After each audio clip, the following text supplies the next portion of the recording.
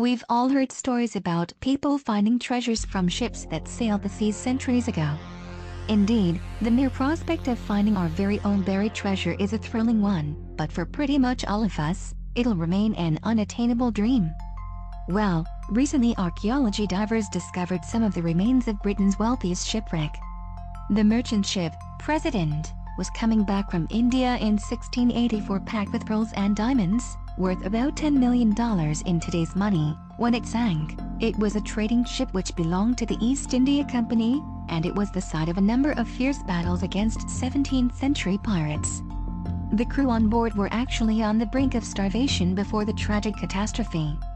In fact, they were so desperate that they ate the dog on the ship, which was described as a delicate banquet. Unfortunately, all but 2 of those on the ship died when a storm sank the ship in Mounts Bay at Loe Bar near Porthleven, Cornwall, England. The 2 survivors were then attacked by 2 Cornishmen who tried to steal from them on the beach. Parts of the shipwreck were discovered about 2 decades ago, but recent storms have uncovered some of the larger fragments. Archaeology diver David Gibbons, who has been investigating the site with Mark Milburn, managed to retrieve a 334-year-old cannon and an anchor from the shipwreck. The site was first reported by divers 20 years ago and was designated under the Protection of Wrecks Act 1973, Gibbons said. Mark and I are licensed by Historic England to monitor the wreck, but for many years it has been covered by sand. Loe Bar is usually a dangerous place to dive. The entry and exit are treacherous even with the smallest of waves. The recent period of calm weather has allowed us to get in for the first time in months. Unfortunately, the actual treasure has not yet been found. Milburn, who also runs Atlantic Scuba in Penryn, added, "The diamonds and pearls were never recovered. They're down there somewhere." Incredibly, some people have risked their lives to get their hands on buried treasure. During our dive we were thrilled to discover 7 cannons and an anchor at the site, only a few meters from shore in less than 7 meters depth, Milburn said. We were exploring an area where artifacts had never previously been recorded, and we realized we were looking at new finds. With every storm, the sand can shift to reveal new treasures.